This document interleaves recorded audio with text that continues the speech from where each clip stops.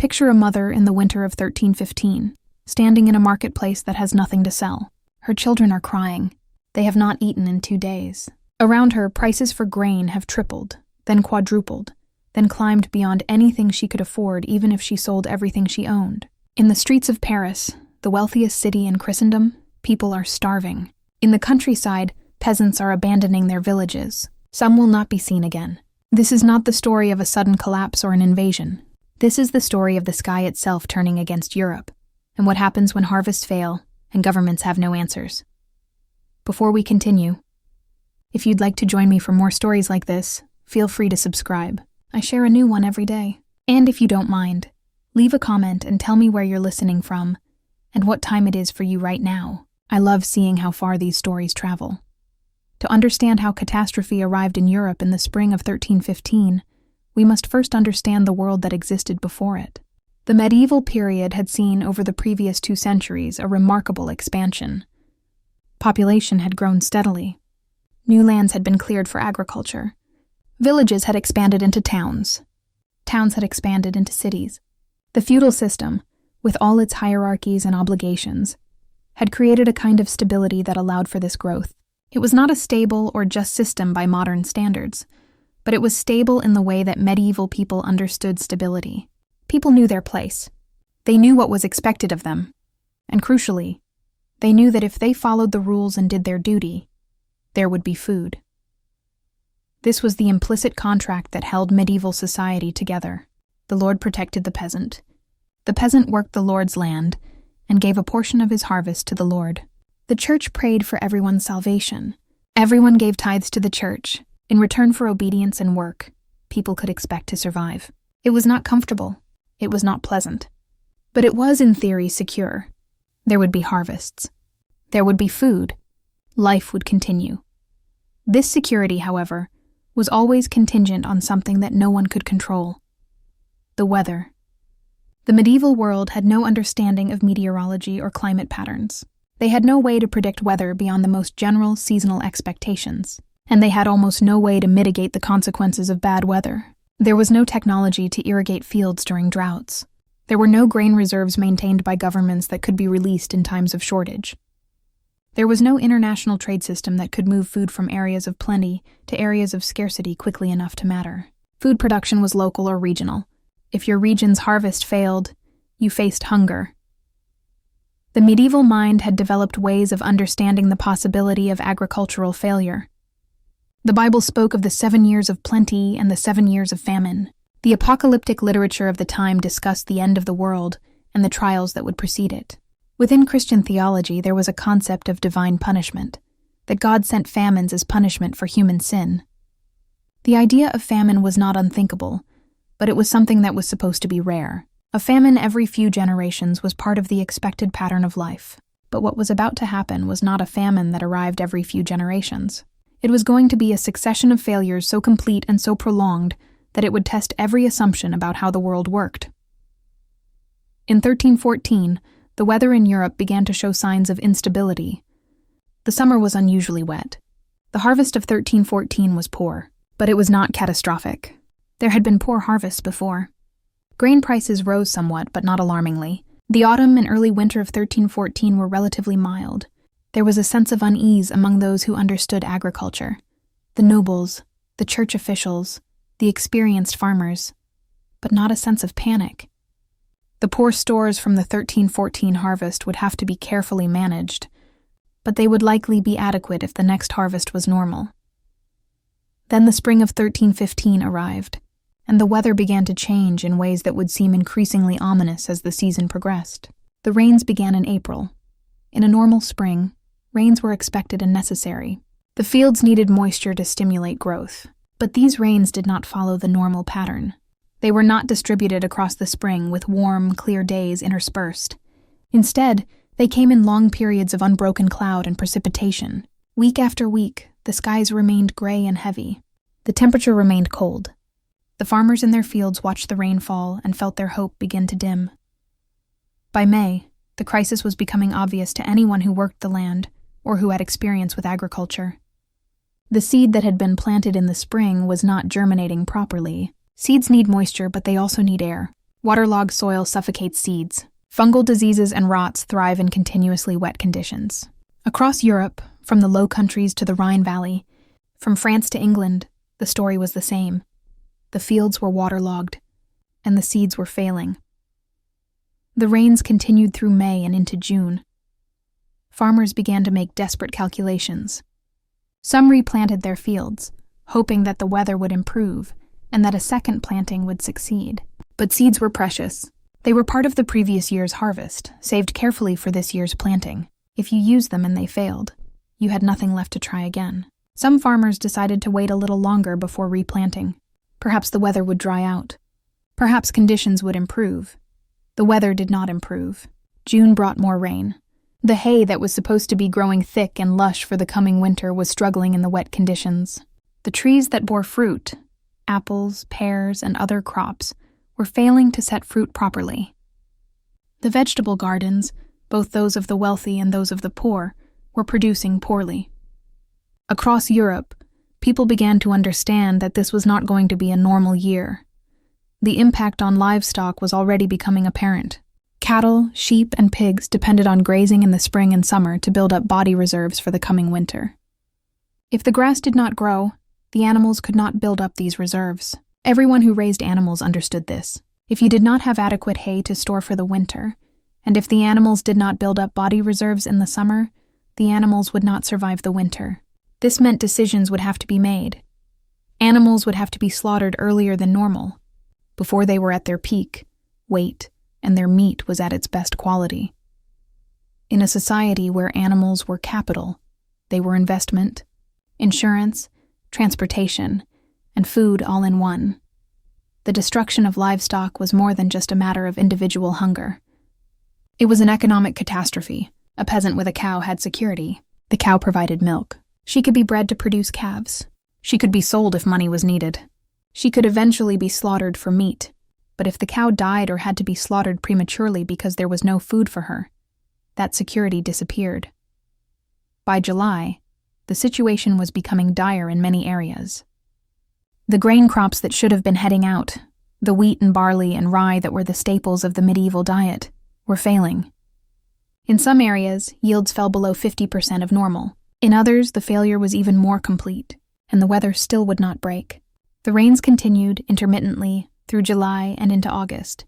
There were brief periods of sun, moments when people dared to hope that perhaps the worst was over. But then, the clouds would return, and the rain would begin again. The psychological impact of this relentless weather cannot be overestimated. We live in an age of weather forecasts and meteorological science. We understand that weather patterns change and shift. But for medieval people, the weather was something that followed patterns that they had learned through generations. Spring rains were expected, but they were supposed to end by late May or early June. By July, the ground was supposed to be drying out, and the sun was supposed to be strong. The idea that the rains might continue unabated through the entire summer was outside the normal range of experience for most people. There was a quality of wrongness to it that went beyond mere inconvenience. It seemed to many people to be a sign of divine displeasure. In a world where God was understood to act directly in human affairs, where the weather was one of the ways that God communicated with humanity, a summer like this was interpreted as a message. What had humanity done to anger God? What sins had brought this punishment? Some turned to the church for answers. Priests and bishops held special masses and processions, asking for God's mercy and intervention. People made pilgrimages to holy sites, seeking intercession through saints who were believed to have power over weather and harvest. There was an intensification of religious feeling in many areas, a sense that prayer and repentance might yet turn back God's wrath. But there was also, in some places, a questioning. If the church was truly God's representative on earth, if priests and bishops had been given power to intervene in divine matters, why could they not stop the rain? This question was not asked aloud in most places. It would have been heresy to suggest that the church's power was limited, but it hung in the air nonetheless. By August, it was clear that there would be no normal harvest in 1315. The grain that had survived the early summer was weak and stunted. In some areas, farmers managed to harvest something, but the yields were shocking. Where they had expected to harvest 10 or 12 bushels per acre, they were getting 4 or 5. in some places even less. The hay that was so crucial for feeding livestock through the winter was scarce and poor quality. The vegetables and fruits were minimal. The nuts and seeds that provided supplementary food were falling from trees that had not thrived in the wet summer. As autumn approached, the calculations became grim. In a normal year, a farmer would harvest grain and lay it in store. A portion of this grain would be kept as seed for the next year's crop. The rest would be divided among the needs of the household, the obligations to the Lord, and the obligations to the church. Any surplus beyond these necessities could be sold or traded. The seed grain was crucial because it was the guarantee of next year's crop. Without adequate seed grain saved back, there was no possibility of a normal crop in the next year. In 1315, with yields so drastically reduced, many farmers faced an impossible choice. If they saved enough seed grain for next year's planting, they would not have enough grain to feed themselves and their families through the year. If they saved enough for food, they would not have enough to plant next year. Across Europe, in villages and hamlets, farmers made these choices, and most of them chose to eat. They kept enough seed for the next year, but barely. Some saved too little, with consequences that would become apparent the next spring. They were making decisions based on the assumption that this was a one-year crisis, that next year would bring normal weather and normal harvests. The autumn of 1315 was marked by rising grain prices. In medieval Europe, prices were not set by some invisible market force, the way we think of prices today. Instead, prices were often regulated by local authorities, the lord, the bishop, the town council. But there were limits to how much these authorities could regulate prices when the underlying supply was genuinely inadequate. If there was simply not enough grain to go around, prices would rise regardless of regulations. Black markets would emerge. Wealthy people would find ways to buy the grain they needed, even if it meant paying exorbitant prices. The impact on the poor was immediate and terrible. A laborer who worked on someone else's land, or an artisan who worked in a craft, did not produce food directly. They depended on being paid wages that allowed them to buy grain in the market. As prices rose, their wages suddenly did not stretch as far. A wage that had been adequate in a normal year suddenly became inadequate. Families began to reduce consumption. They ate less grain. They tried to make up the difference with vegetables, fruits, and other food sources. But as these other foods also became scarce, the diet narrowed to almost nothing. In the cities, the situation was particularly dire. Cities in the medieval period depended on importing grain from the surrounding countryside. In a normal year, this trade was steady and predictable. But in 1315, with harvests so poor, the countryside had very little grain to export. Prices in the cities shot up even more dramatically than they did in rural areas. In Paris, grain prices rose to unprecedented levels. By December 1315, wheat was selling for more than 3 times what it had cost the previous winter. In some places, prices were even higher. The winter of 1315 began as a season of cold and hunger. It was an ordinary medieval winter in terms of its temperature and duration. Medieval winters in the early 14th century were somewhat colder than the winters of today, as Europe was beginning its slide into the Little Ice Age, but they were not dramatically different. What made this winter extraordinary was not the cold itself, but the combination of cold with scarcity. Hunger in the winter is worse than hunger in the summer. In the summer, people can forage. They can find berries, nuts, and wild plants. They can catch fish and hunt game. The world provides opportunities for the resourceful and desperate to find food. But in the winter, in medieval Europe, the foraging options were severely limited. The ground was frozen. The plants were dormant. The animals had retreated or gone into hibernation. People had to depend on what they had stored, and the stores were inadequate. As families began to consume their stored grain, they made calculations about rationing. If a family had enough grain to normally feed them for 9 months, and they needed to stretch it to feed them for 12 months, they could reduce consumption by a quarter. 13 months required a reduction of 1/3. The math was brutal, but also necessary. A family that consumed at normal rates and ran out of grain in September would starve for the 3 months until the next harvest. A family that reduced consumption by 1/3 could make the grain last longer. They would be constantly hungry, but they would survive if the next harvest came and was adequate. Across Europe, families made these calculations and began to reduce their consumption. The effects were immediate. Hungry people are weakened people. They are more susceptible to illness. They have less energy to work. Women began to stop menstruating as their body fat dropped below critical thresholds. Infants who were being nursed by weakened mothers received less milk. Children stopped growing. The elderly began a slow decline as their bodies consumed themselves. The church responded to the crisis as best it could. The concept of Christian charity was central to medieval Christianity. The poor were understood to have a certain claim on the resources of the wealthy and on the church. In theory, charity was not something the poor had to beg for.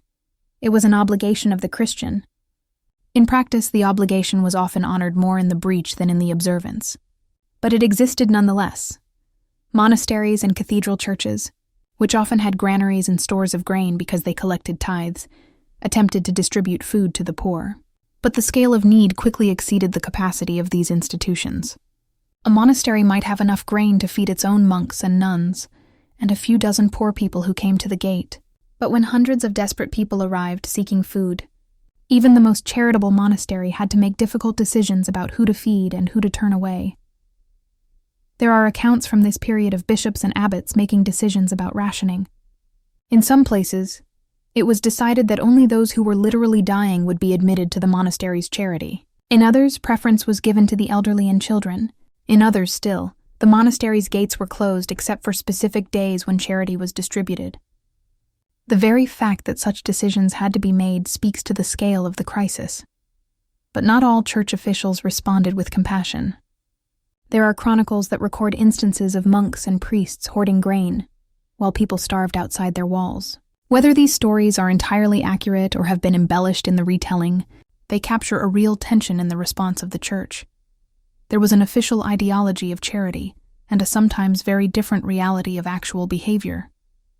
By January and February of 1316, the death toll was mounting visibly. In many places, the death rate was double or triple the normal rate. Graveyards began to overflow. The normal process of burial, a body wrapped in cloth or a simple wooden coffin, a grave dug in the frozen ground, a prayer service, began to break down. In some places, it became impossible to dig graves in the frozen soil. Bodies were stored in churches and crypts, waiting for the ground to thaw.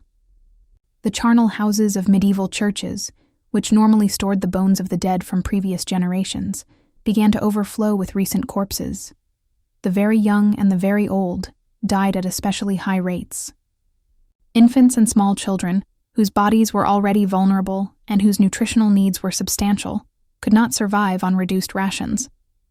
Many died of malnutrition-related illnesses. The elderly, who had smaller body reserves and less capacity to adapt to reduced food intake, also died in large numbers. The middle-aged and younger adults had a higher survival rate, though many of them were weakened and vulnerable. The psychological impact of constant death cannot be overstated. In a society where death was common, infant mortality was high, women died in childbirth, accidents and illnesses claimed lives. People had developed ways of understanding death within the normal patterns of life. But when death became so frequent that it was a daily occurrence in most communities, when it seemed to touch everyone, the psychological response was one of profound shock. There was a sense that the normal order of things had broken down, that the world had become a place where death was the default and survival was the exception. There are accounts from chronicles of the desperation of the people. Parents who could not feed their children were forced to make impossible choices. Some abandoned their children at the gates of churches and monasteries, hoping that these institutions would care for them. Some of these foundlings were indeed taken in and cared for, but many were not. There were simply too many, and the resources were too limited. Some of these abandoned children died. Some survived through a combination of luck and the charity of strangers. There are more disturbing accounts as well. Some chronicles, written in oblique language as if the scribes could barely bring themselves to describe what they were recording, suggest that infanticide occurred.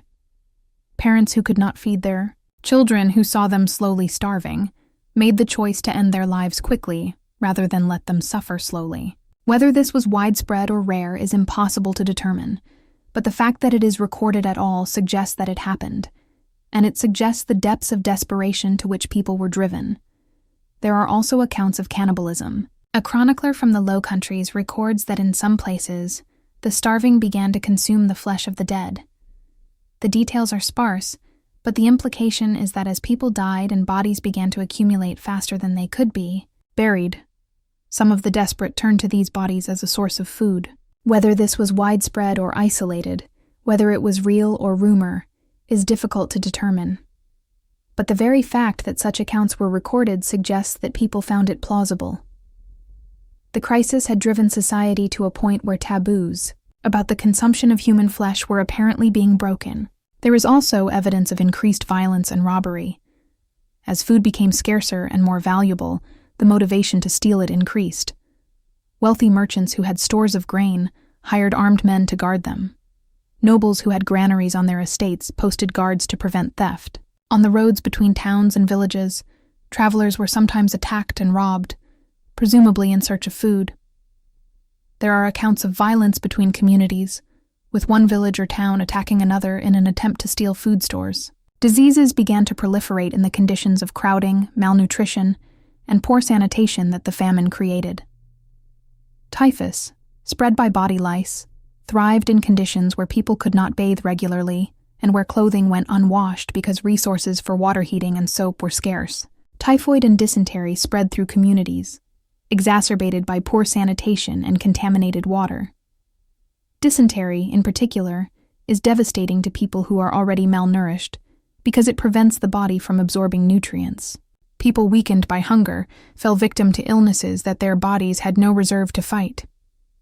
The death toll from disease began to equal or exceed the death toll from starvation itself. A person weakened by hunger might die from an illness that a well-fed person would recover from easily. The combination of malnutrition and disease created a kind of vicious cycle. Hunger weakened the body's ability to fight disease. Disease prevented the body from absorbing and using what little food was available. People trapped in this cycle declined rapidly once it began. Cities were particularly hard hit by disease. The overcrowding that was characteristic of medieval cities, where poor people often lived in dense tenements with little light and poor ventilation, created perfect conditions for the spread of disease.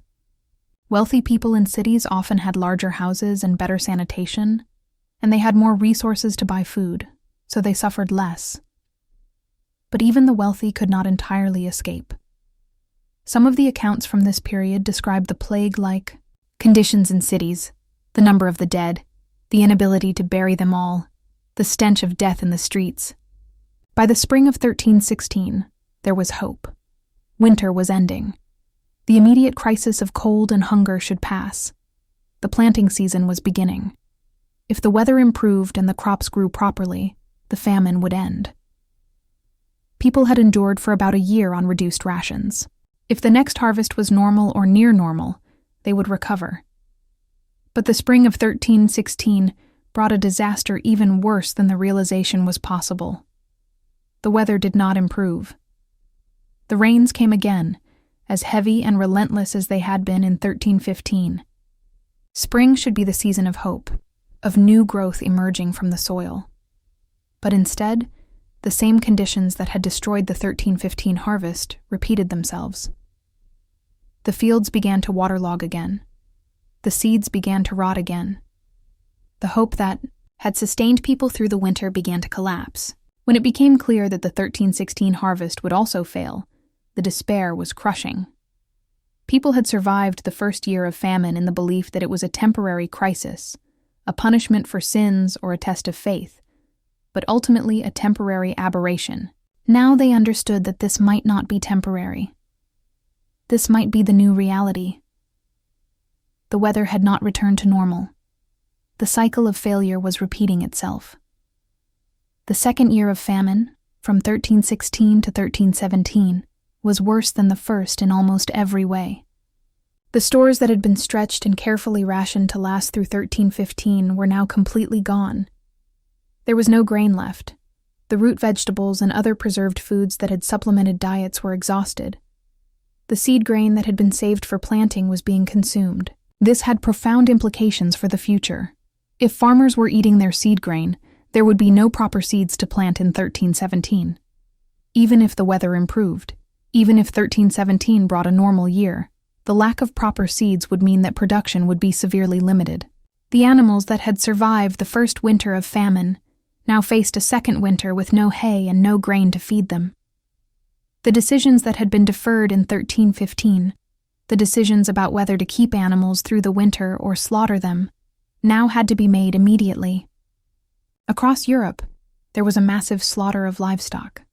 Cattle, sheep, pigs, and horses that would normally have been kept alive were killed for meat. In a society without refrigeration, this created its own problem. There was a glut of meat, available in the immediate term, but then there would be nothing. The animals that were the foundation of medieval agriculture were being destroyed. The implications of this livestock destruction cannot be overstated. In medieval agriculture, animals provided power for plowing. A peasant with an ox or a horse could plow more land and produce more food than a peasant without animals. Animals also provided manure, which was used to maintain soil fertility. Without adequate manure, soil fertility declined. Animals provided wool and hides for clothing and other goods. Animals were a form of savings and investment. A peasant with animals had security. Without them, he was vulnerable. And now, across Europe, peasants were losing their animals.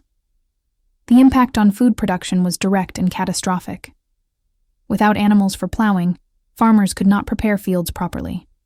Without the manure for soil improvement, yields would decline even when the weather was good. The foundation of medieval agricultural production was being undermined. The infrastructure of agriculture itself was being destroyed by the need to survive day to day. During the second year of famine, the chronicles begin to describe scenes of increasing desperation.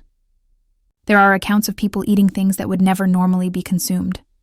Tree bark was stripped from trees and ground into flour to make a kind of bread. Roots and tubers were dug up, sometimes poisonous when eaten raw or improperly prepared. Grass and leaves were boiled into a kind of broth. The flesh of animals that had died of disease, sometimes visible putrefaction and corruption on the meat, was consumed because the alternative was starvation. The standards of food safety and propriety that normally governed medieval diet simply collapsed. There are accounts of cats, dogs, and rats being captured and eaten. In a normal time, such things would have been disgusting and unthinkable. But in the conditions of the second year of famine, when hunger was all-consuming, such taboos collapsed.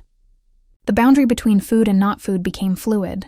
Anything that could possibly provide calories was consumed. Some chroniclers describe people traveling the roads seeking food, whole families moving from place to place in search of areas where food might be available. These migrations of the desperate created new problems. A village that still had some resources would be terrified of an influx of starving people who would consume the remaining food. Some villages attempted to barricade themselves, to turn away the desperate migrants. In other places, the migrants were allowed to enter, and the remaining resources were distributed to a larger population, which meant everyone received less. Some villages tried a middle path, providing minimal charity to keep the desperate moving and not settling permanently. The roads became dangerous in the conditions of widespread famine and desperation. Bands of desperate people roamed looking for food or attempting to rob others. Wealthy merchants traveling with goods were at risk of being attacked. Even people traveling from one place to another seeking food could be targets if they were perceived to be carrying anything valuable. There is a quality of lawlessness to the accounts of this period, a sense that the normal rules and constraints of medieval society were breaking down. In cities, the situation reached crisis levels. Paris, one of the wealthiest cities in Christendom, experienced horror that seemed impossible in such a prosperous place. The streets filled with beggars and starving people. The markets had little to offer. Prices had risen so high that even people who were not poor were struggling to afford food. There are accounts of the wealthy reducing their households, sending servants away because they could not feed them. There are accounts of people lying dead in the streets, too weak to move, and the city authorities struggling to remove the bodies. The institutions of the church were overwhelmed. The monasteries that had extensive charitable programs found their resources exhausted. The hospitals, which were often run by the church, were filled beyond capacity with people suffering from malnutrition and disease. Priests and bishops issued proclamations urging compassion and charity, but the scale of need far exceeded the ability of the church to respond. There were also instances of violence and resentment directed at the church. The church was supposed to represent God on earth. The church was supposed to have access to divine help and intervention. Yet the famine continued. The crops continued to fail. The people continued to starve. Some began to question whether the church's claimed powers were real. There are hints in some accounts that heretical ideas began to circulate during this period. Ideas that questioned the authority of the church and the legitimacy of its claims to intercede with God. Whether these ideas were widespread or isolated is difficult to determine, but their very existence suggests a kind of spiritual crisis accompanying the material crisis. By the winter of 1316 to 1317, the death toll had reached catastrophic levels. Some estimates suggest that as much as 10% of the total population of Europe may have died during the 2 years of the famine. In particular regions, the toll was even higher. In France and the Low Countries, death rates may have exceeded 15%. In some cities, the death rates may have been even more extreme. The loss of population was visible and undeniable. Entire villages were abandoned. Some had everyone die. Others were simply abandoned by survivors who left to seek their fortune elsewhere. The winter of 1316-1317 was particularly severe. The snow came early and stayed late. Some chroniclers report that rivers froze solid and remained frozen for months. Whether these accounts are entirely accurate or somewhat exaggerated, they convey the sense of a winter that was far harsher than normal. The combination of extreme cold and food scarcity created conditions of almost unimaginable hardship. There are accounts of the snow being so deep that it was impossible to travel between villages. Some communities were cut off from contact with the outside world for weeks at a time. A village that had run out of food could not obtain more, because no one could travel to nearby communities to trade or beg. In some places, starvation was absolute. People died not because there was theoretically food somewhere else, but because they could not reach it. The spring of 1317 was, like the spring of 1316, anticipated with desperate hope. Surely the weather would change. Surely the climate would return to normal. Surely the cycle of failure would end. And indeed, in 1317, something remarkable happened. The weather did improve. The rain stopped being relentless. The sun returned. The temperatures moderated. For the first time in 3 years, the weather seemed to be cooperating with human needs rather than working against them. The summer of 1317 brought a harvest that was not spectacular, but was sufficient. For the first time in 3 years, there was enough grain to feed people adequately. There was enough to store for the winter. There was enough to begin rebuilding the depleted seed stocks. The grain prices, which had risen to unimaginable levels during the famine years, began to fall. Food became available. The relief was palpable. The chronicles record a sense of the crisis ending, of normalcy beginning to return. People began to eat more adequately. The death rates began to decline. Malnourished children began to recover. The immediate crisis of starvation began to recede. But the end of the famine did not mean that life returned immediately to normal. The damage that had been done during the 3 years of crisis was extensive and would take decades to repair. The human toll was the most obvious. Estimates suggest that somewhere between 5 and 10 million people died in Europe during the Great Famine of 1315-1317. Some regions lost as much as 15 to 20% of their population. In absolute terms, this was a loss comparable to some of the worst catastrophes in human history. For perspective, a 10% population loss in Europe in 1315 would be equivalent, in terms of percentage, to a catastrophe that killed roughly 800 million people in the world today. The survivors of the famine bore the marks of what they had endured. Malnutrition during childhood had stunted the growth of many who had lived through the crisis as infants or children. There are indications in later historical records that people born during or immediately after the famine years were, on average, shorter and had a lower life expectancy than their predecessors. The trauma of having experienced starvation left psychological marks on those who lived through it. In some cases, the children and grandchildren of famine survivors seemed to carry forward a kind of anxiety about food, a tendency to hoard and be fearful of scarcity. The social impacts were profound and lasting. The famine had revealed the failure of the feudal system to provide security. The lord was supposed to protect the peasant, but the lord had no power over the weather or the crops. When the crisis came, many lords were unable to protect their people adequately. Some gave generously from their stores, others hoarded. Either way, the implicit contract of feudalism, that obedience and work would be rewarded with security, had been broken. This created a kind of loss of faith in the system that had been taken for granted. It is difficult to overstate how revolutionary this loss of faith could be. The feudal system was not understood as a human invention or a choice. It was understood as the natural order of things, ordained by God. But when it failed to prevent catastrophe, the question naturally arose, if this is God's order, why would God allow it to fail so catastrophically? This questioning did not immediately lead to the overthrow of feudalism, which would continue for centuries after the famine. But it did create a kind of spiritual and intellectual opening, a willingness to question that had not been as evident before. In the decades after the famine, there was an increase in heretical movements questioning the authority of the church and the legitimacy of feudal authority. Whether this was a direct result of the famine or a coincidence is difficult to determine, but the timing is suggestive. The economic impacts were also profound. Labor had become scarce because so many people had died. This actually improved the bargaining position of the survivors. Wages for workers rose in the aftermath of the famine as lords and masters competed to attract workers. In some places, laws had to be enacted to try to control wages, as lords attempted to prevent workers from demanding higher pay. For the survivors, this represented an opportunity. The poverty that had been taken for granted before the famine seemed less inevitable afterward. But this improvement in wages and conditions was not universal or permanent.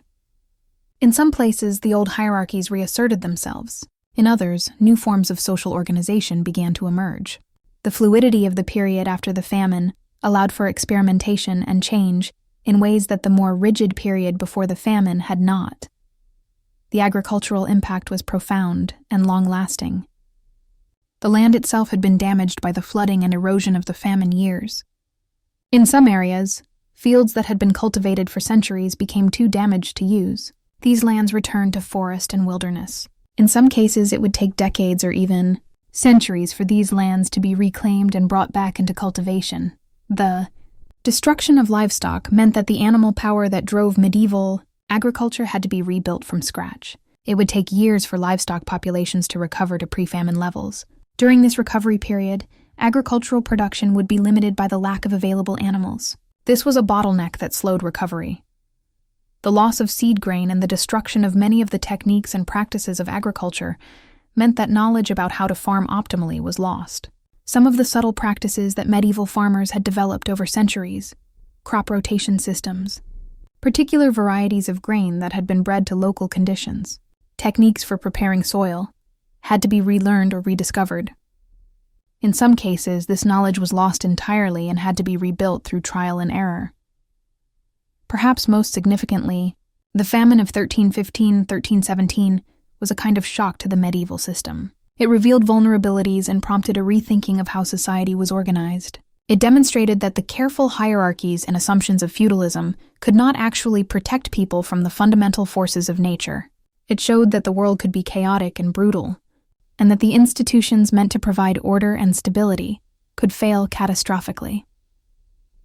The psychological and cultural impacts of the famine persisted for generations. The memory of those years became embedded in European culture. Later writers and chroniclers referenced the Great Famine as the worst disaster they knew of or could imagine. It became a kind of touchstone for catastrophe. In the literature and art of the later medieval period, there are echoes of the famine, references to starvation, to the vulnerability of human existence, to the fragility of civilization. In the decades after the famine, Europe experienced a period of relative recovery. The climate improved. The harvest became more reliable. Population began to grow again. The great expansion of medieval Europe, which had been interrupted by the famine, resumed. New lands were cleared for cultivation. Towns grew. Trade increased. By the 1330s and 1340s, it seemed that the crisis had been overcome and that Europe was moving forward into a period of renewed prosperity. But the memory of the famine remained. In the collective consciousness of European society, there was now a knowledge that disaster could strike, that the fundamental assumptions about how the world worked could be upended. There was a vulnerability that had not been fully acknowledged before. The psychological impact of this knowledge would become important in the decades to come, because Europe was about to face another catastrophe, one that would dwarf even the Great Famine in its scope and deadliness. In 1347, roughly 30 years after the end of the Great Famine, merchant ships arrived in Mediterranean ports from the east. They carried spices, silks, and luxury goods. They also carried something far more deadly: rats infected with fleas that carried the plague bacterium. The Black Death would arrive in Europe, and it would spread across the continent over the next few years, killing an even larger percentage of the population than the famine had.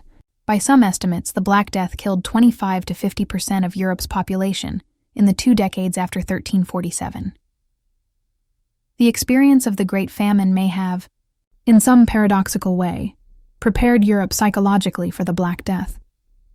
People knew already that the world could collapse, that death could be everywhere, that the normal rules could break down. The famine had been a kind of dry run for catastrophe. Those who survived the plague had already experienced one apocalypse. Another apocalypse, even worse, was not unthinkable.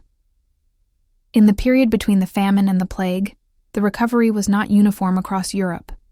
Some regions recovered faster than others.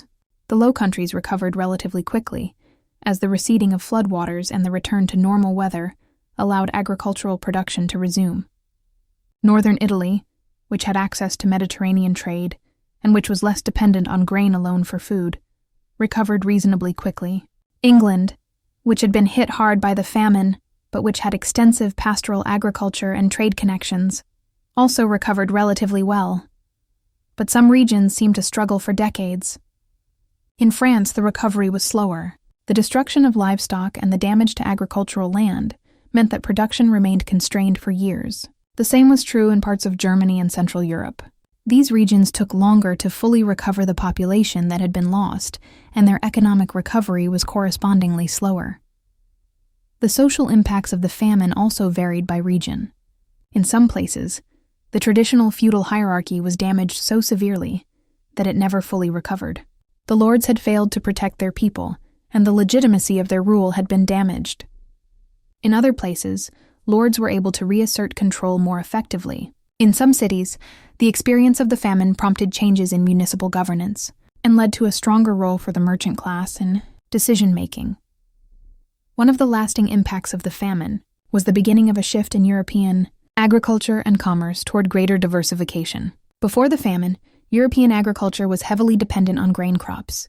The diet of the poor consisted primarily of bread, with vegetables, dairy, and meat, providing supplementary nutrition. But the near-total failure of grain crops during the famine had created a vulnerability. In the decades after the famine, there was experimentation with other crops and other food sources.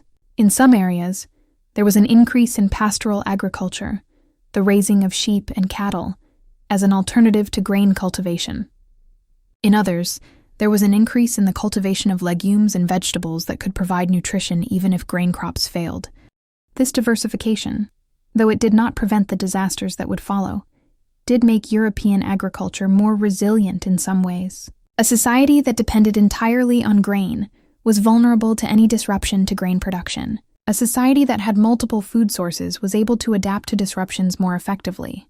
The famine had taught this lesson through terrible experience. The famine also contributed to changes in urbanization patterns. Before the famine, the growth of cities had been steady but not dramatic.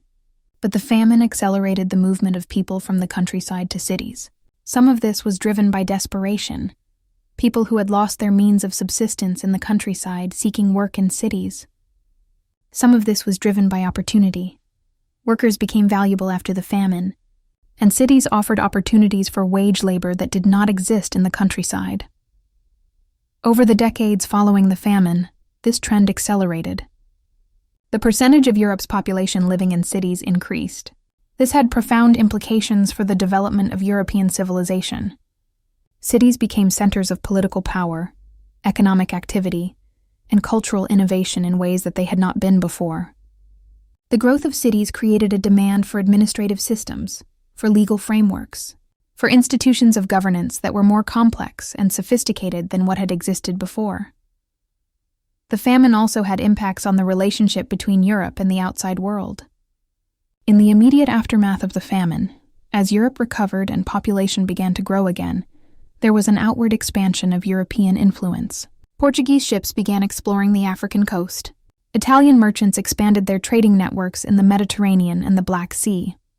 Crusades were launched to retake territory in the Holy Land. This expansion was driven by many factors, but the recovery from the famine and the desire to find new resources and opportunities was part of it. In the realm of intellectual and cultural history, the famine's impact was also significant. The crisis of the famine prompted a kind of spiritual and intellectual questioning that manifested in various ways. There was an intensification of religious feeling in some quarters, more emphasis on the suffering Christ, on the apocalyptic elements of Christianity, on the imminence of the end of the world. This intensified religious feeling would contribute to various reform movements and heretical movements in the centuries to come. There was also an increased interest in understanding and explaining the famine. Why had it happened? What did it mean? These were not idle questions. They touched on fundamental issues about the nature of God, the nature of human society, and the nature of the world itself. Some theologians and philosophers wrote treatises attempting to explain the famine as a punishment for human sin. Others suggested that it was a test of faith. Still others, more cautiously, began to suggest that there might be natural explanations for the famine, that unusual weather patterns and climatic conditions had caused the crop failures, rather than divine intervention. This opening toward natural explanations for phenomena that had previously been understood solely in theological terms was subtle but significant. It represented a step toward the kind of empirical scientific thinking that would eventually characterize the modern world. The famine had not caused this shift directly, but it had prompted the kind of questioning that made the shift possible.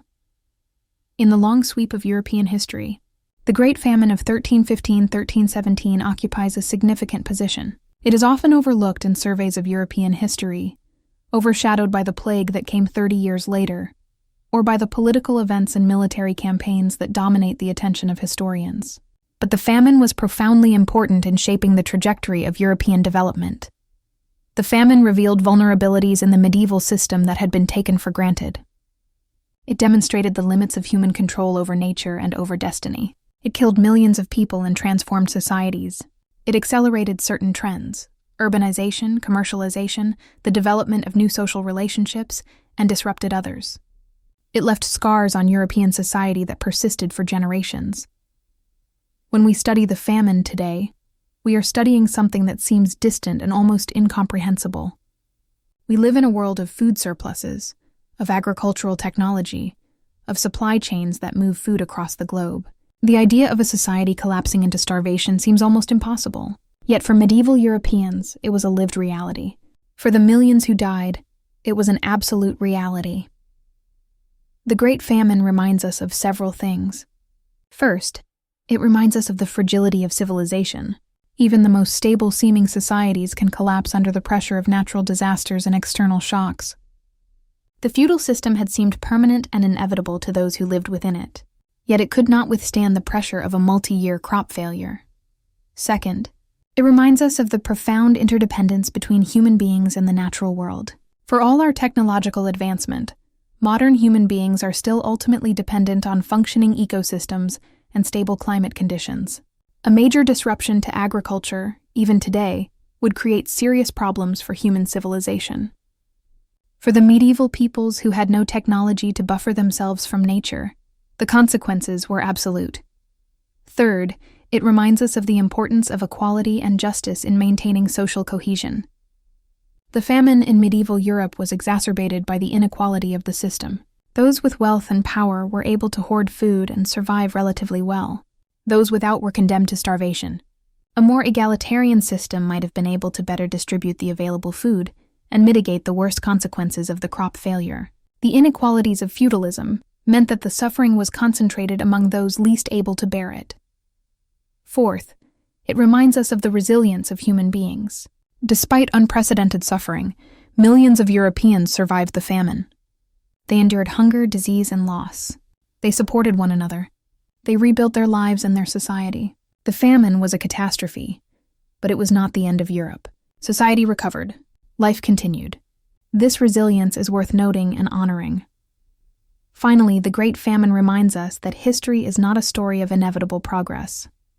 It is not the case that things always get better, that suffering always decreases, that knowledge always increases.